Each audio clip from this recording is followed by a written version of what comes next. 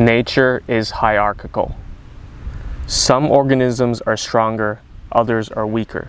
Some organisms are more intelligent, others are less intelligent. Some organisms are more powerful, others are less powerful. In the animal world, some organisms are predators, others are prey. Human society, in accordance to nature, is also hierarchical. Some humans are stronger, more intelligent, and more powerful than others. Some humans are more knowledgeable and skilled than others. Some humans possess more talent than others. Some humans are more creative than others. And some humans are wealthier than others. This video will focus on the economic hierarchy of human society, examining the wealth and power differential between different economic castes. An economic caste is defined by how the caste derives its wealth. The three economic castes are the owners, the skilled workers, and the unskilled workers. Owners derive their wealth from what they own. Skilled workers derive their wealth by exchanging skilled labor for it. Unskilled workers derive their wealth by exchanging unskilled labor for it. The owners are at the top of the economic hierarchy with the most wealth and power. The skilled workers are in the middle of the economic hierarchy with middle levels of wealth and power. And the unskilled workers are at the bottom of the economic hierarchy with the least wealth and power. The three ways of deriving wealth are not mutually exclusive. One can acquire wealth in all three ways if he so chooses, or any two of the three. He can acquire wealth from the assets he owns, he can exchange his skilled labor for wealth, and he can also exchange his unskilled labor for wealth. Hypothetically, one can own wealth-generating assets while having both a skilled job and an unskilled job. At least one of these jobs would likely have to be part-time though. However, I will classify people's economic caste based on their primary method of deriving wealth. From the bottom of the economic hierarchy to the top, let us examine each economic caste in detail.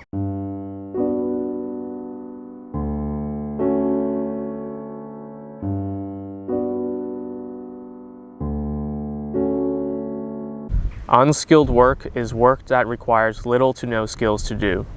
I hesitate to define unskilled work as work that does not require any skills to do, because even for the most menial jobs, there is an expectation that workers at least have sufficient language skills to understand and follow instructions, perhaps have sufficient physical ability to execute the required tasks, and perhaps have some basic mental ability as well. Even basic tasks like being able to count and do basic arithmetic, remember and record orders and instructions, communicate clearly, etc., require some degree of mental ability. But these basic physical and/or mental abilities are so fundamental and common for humans to perform that they do not count as specialized skills. Perhaps language can be considered a specialized skill, but speaking one's native tongue is normal and common. Being multilingual, on the other hand, would be less common and can be considered a specialized skill. Thus, a better definition for unskilled work is work that does not require specialized skills to do. Unskilled workers have the least amount of economic power because they are easily replaceable. They have not distinguished themselves with the possession of specialized skills, so there are many people who can do the work they do.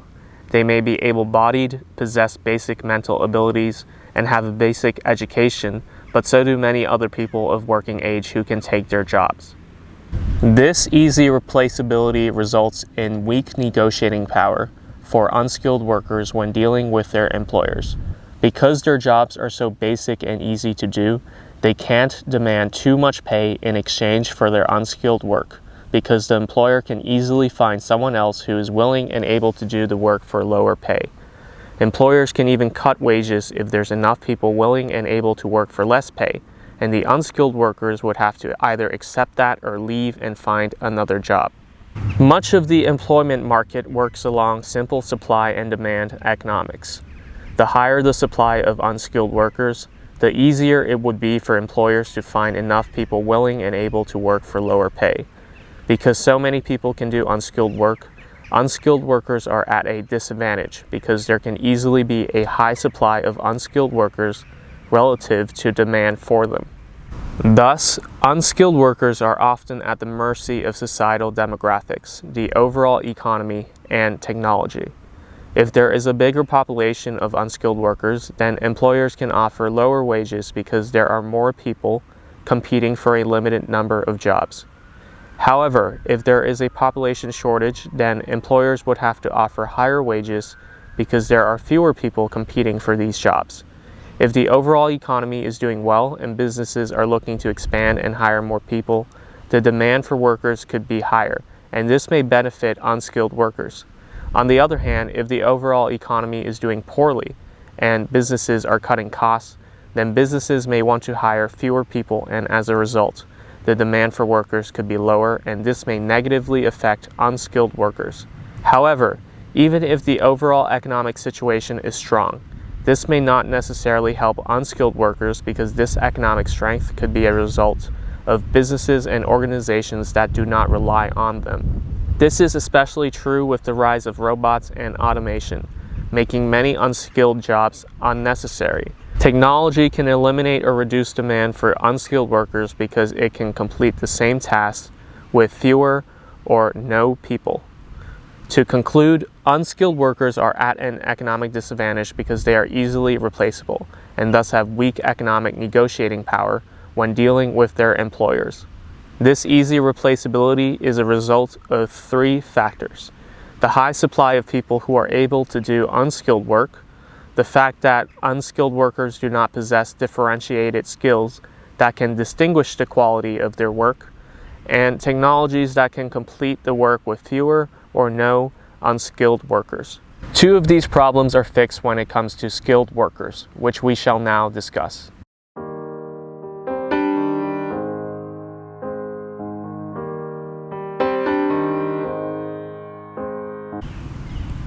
Skilled work is work that requires specialized skills to do. Specialized skills are skills that distinguish individuals from the general population. They are skills that make people special. Specialized skills can be the result of education, training, experience, or talent. For example, engineers, programmers, doctors, and architects are skilled workers with specialized skills. They acquire, develop, and improve these skills through education, training, and experience, and their level of talent also factor into how good they get at their respective skills. Other skilled workers may rely more heavily on their own talent. Designers, artists, and other creatives may of course benefit from education, training, and experience, but their creative skills to a large extent come from their own talent. Likewise, certain sportsmen also have skills that come largely from talent, but their skills are also developed and improved with training and experience. Other sportsmen may have skills that come more heavily from training and experience. There are some skilled workers who have specialized skills that have little to no reliance on education, training, and experience. Models, for example, need little to no education, training, or experience for their skills of attraction, enticement, promotion, and seduction. Instead, these skills come primarily from pure talent. Skilled workers have an economic advantage over unskilled workers because they are not as easily replaceable and thus have stronger negotiating power when dealing with their employers. The possession of specialized skills needed for skilled jobs limits the number of people that can be hired for such jobs. Only those who possess the relevant specialized skills can do these jobs, so the field of potential hires is reduced to pools of specially skilled individuals. As a result, there is a smaller supply of potential hires for skilled jobs than there is for unskilled jobs. This smaller supply of potential hires means employers may have to offer higher wages to attract enough skilled workers for their organizations. Furthermore, the rarer the skills in demand are, the more employers have to compete for those with these specialized skills, and they may have to offer even higher wages or other amenities to attract them. However, the more common the skills in demand are, the less employers would have to compete for those with these skills by offering high wages or other amenities. Demand for skilled labor also plays a role in the economic fortunes for skilled workers. The higher the demand for certain specialized skills, the more employers would have to compete for those with these skills by offering higher wages or other amenities. The lower the demand for certain specialized skills, the less employers would have to compete for those with these skills by offering higher wages or other amenities. The forces of supply and demand play a significant role in the employment market for skilled workers, just like it does for unskilled workers.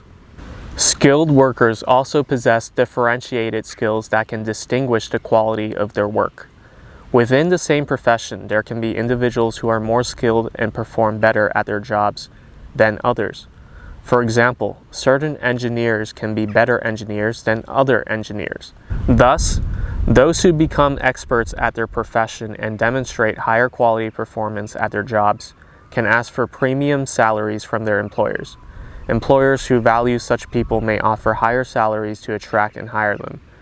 These skilled workers who distinguish themselves with their level of expertise at their profession and their higher quality work performance are harder to replace because even if their employers can find others who have the necessary skill set for the job, they may not be able to do the job with as high a level of expertise and quality performance. As is the case for unskilled workers, technology can also make skilled workers more replaceable. Technology can complete tasks that skilled workers are needed for with fewer or no people, thus reducing or eliminating the need for skilled workers to perform certain jobs. Technologies can turn tasks that require skilled workers into tasks that merely require unskilled workers or require no workers at all. A lot of industrial technologies, for example, can manufacture products that were historically made by skilled craftsmen. These industrial technologies have developed to such an extent that they now require few to no workers to operate them, replacing the jobs of the skilled craftsmen who used to be responsible for crafting such products. However, even in regards to technology, skilled workers often, but not always, have an advantage over unskilled workers. A lot of unskilled jobs are easier to replace with technology than skilled jobs. Simple, manual, and repetitive jobs are easier to do with technology than more complex jobs that require human intelligence and creativity. The former usually require unskilled labor. The latter usually require skilled labor.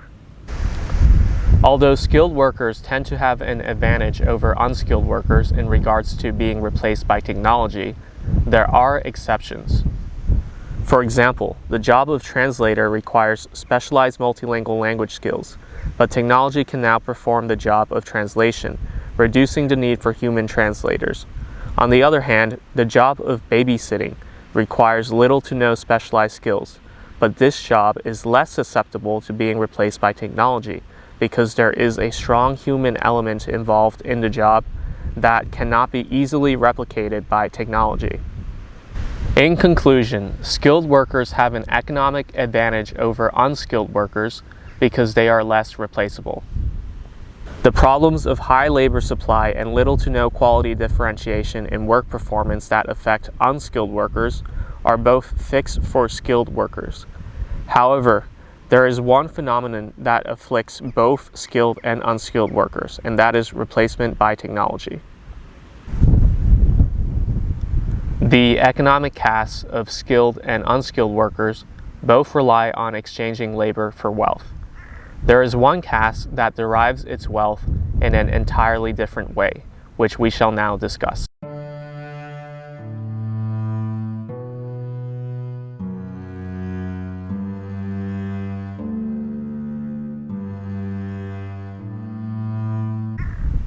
At the top of the economic hierarchy is the owner caste. This is the caste that the bottom two castes work for. The owner caste owns the businesses, organizations, and other assets that make up the economy.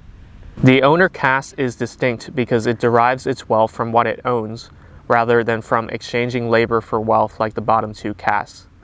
This does not mean owners don't work. Owners do work, but they work for themselves and their organizations so that what they own can generate wealth for them. Owners are the commanders and decision makers of the economy. They take advantage of the economic resources available to them, such as capital, labor, real estate, technology, intellectual property, natural resources, infrastructure, etc., and implement them to generate wealth. Owners decide what is to be produced, how it will be produced, what is to be sold, and how it will be sold, and they make these processes happen with the economic resources they have. From the economic perspective, workers are just an economic resource in the form of labor. The owners are the true economic actors, determining the state of the economy through their actions. Thus, the owner caste is the most powerful economic caste. On the social hierarchical level, it is also obvious that the owner caste is the most powerful one. Workers work for the owners. Workers get paid by doing the bidding of the owners. Owners make the decisions and workers carry out these decisions. The owners command and the workers obey. The owners lead and the workers follow. The owners decide and the workers accept. Of course, the owners can only demand the workers do what they are paid for, and workers can also leave and find new employers. But it is clear that the owners are the ones in charge of the economic process. It is the will of the owners that is being carried out and turned into reality. The workers are simply an economic resource for the owners to use. The wealth-generating potential of the owner caste is superior to that of the worker caste. Owners can use the full range of economic resources available to them to generate wealth, while the two economic resources workers have to rely on are their own time and labor. Time is a limited resource. There is only so much time in a day, a week, a month, or a year that one can exchange for money. How much money workers make is thus limited to the amount of time they have to exchange for it. Workers also exchange their own labor for money. They don't implement other people's labor to generate wealth like owners do. So workers are also limited to the fruits of their own labor alone. Owners, on the other hand, can of course put in their own time and labor on their businesses, organizations, or other assets to generate wealth, but they can also capitalize on many other economic resources. They can use the capital they have to hire workers to work for them. They can also use technology to automate tasks or to make tasks easier and faster to complete, saving time and labor. Thus, owners are not limited to their own time and labor to generate wealth, because they can also implement the time and labor of the workers they employ, as well as implementing other available economic resources like technology. Consequently, owners can really scale their wealth-generating ability to great proportions. They can make their wealth work for them. Owners can implement the assets they own to generate wealth, which they can in turn reinvest into growing their assets and generating even greater amounts of wealth. This process becomes a beautiful cycle in which owners get wealthier and wealthier. Of course, there may be business setbacks and economic situations that can make the owner's operations less profitable or their assets less valuable, but hypothetically, there is no limit to this cycle of wealth expansion. If the owner is adaptable to new business environments and economic situations, then he may continuously scale up his wealth-generating ability by reinvesting the wealth he has generated to generate even greater amounts of wealth, making him wealthier and wealthier. The owner caste also enjoys economic freedom. An owner operates from a one-to-many framework, being able to deal with multiple employees, business partners, and customers, limited only by the amount of assets he owns, which he can grow, and the number of potential employees, business partners, and customers there are in the available population. As a result, owners have economic options with who they have economic transactions with. Owners decide who to hire and who to fire, who to do business with and who to not. If an employee is unsatisfactory, the owner can find another employee to replace the unsatisfactory one. Workers who are less replaceable because of specialized skills and distinguished ability thus have greater negotiating power with their employers and can demand higher salaries, as explained earlier in this video. Likewise, if a potential business partner is found to be lacking, then the owner can look for another business partner. If a customer no longer continues to be a customer, then the owner can focus on other customers and attract new ones. The one-to-many framework that owners operate from also gives owners the option of dealing with as many or as few economic transactions as they would like, limited only by the amount of assets they own. These economic options give the owner caste economic freedom. Freedom is power. In contrast, the worker castes lack economic options and thus economic freedom. Workers often operate from a many-to-one framework. They are often just one of many employees working for the same employer. Even if a worker is one of few or perhaps the only employee employed by his employer, he still depends on a limited number of employers for his economic livelihood because workers only have a finite amount of time they can exchange for money. Workers are thus time limited in the number of people they can have economic transactions with. This time limitation prevents workers from taking full advantage of the many different economic opportunities available, for they can only take advantage of the ones that they have the time for, making them less economically free compared to the owners. Of course, workers can choose their employers carefully and switch employers when they are unsatisfied with their current ones, but the workers' lack of economic options and economic freedom stems from them being time limited on how many economic opportunities they can take advantage of. Owners, on the other hand, can take advantage of as many economic opportunities as their assets and the available economic resources permit. Furthermore, workers also lack economic choice in the work environment. Workers lack final say in who their colleagues are, what their work environment would be like, what direction their organizations will take, etc. For these decisions are authorized by their employers, the owners. The owners may delegate these decisions to the workers, and many do, but the final authority belongs to the owners. Thus, it is clear that the owner caste has far more economic options, economic freedom, and economic power than the worker caste. In conclusion, the owner caste is the ruling caste of the economy, the commanders and decision makers. Owners use the assets they own and the economic resources available in the economy and implement them to generate wealth.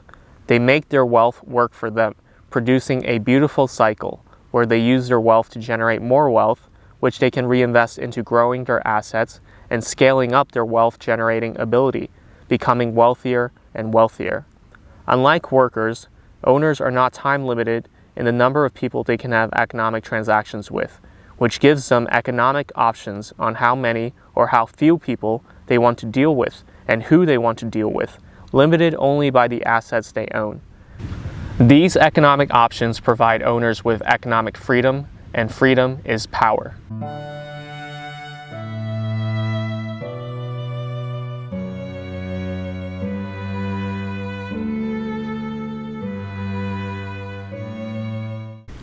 Understanding the three economic castes is essential to understanding economic hierarchy.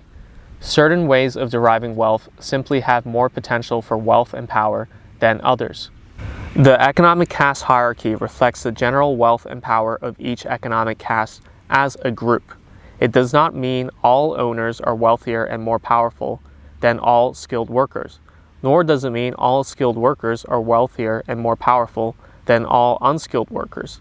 Exceptions are definitely possible, but owners have a way of deriving wealth that is superior in potential to that of skilled workers, and skilled workers have a way of deriving wealth that is superior in potential to that of unskilled workers. Membership within an economic caste is not fixed. One can move from one economic caste to another. When one changes his primary method of deriving wealth, one changes his economic caste. For example, an ambitious person may start as an unskilled worker, invest his free time and disposable income on acquiring specialized skills, use his new skills to get a skilled job and become a skilled worker, invest his free time and disposable income on acquiring wealth-generating assets, and once the assets he owns becomes the primary source of his wealth generation, he becomes a member of the owner caste, the top economic caste. With a thorough understanding of the three economic castes and the economic hierarchy of human society, you can make intelligent decisions on which economic path to take that would best fulfill your goals and desires. I hope you enjoyed this video. If you did, please like the video, comment your thoughts, and subscribe to my channel. Thank you for watching, and I'll see you in the next video.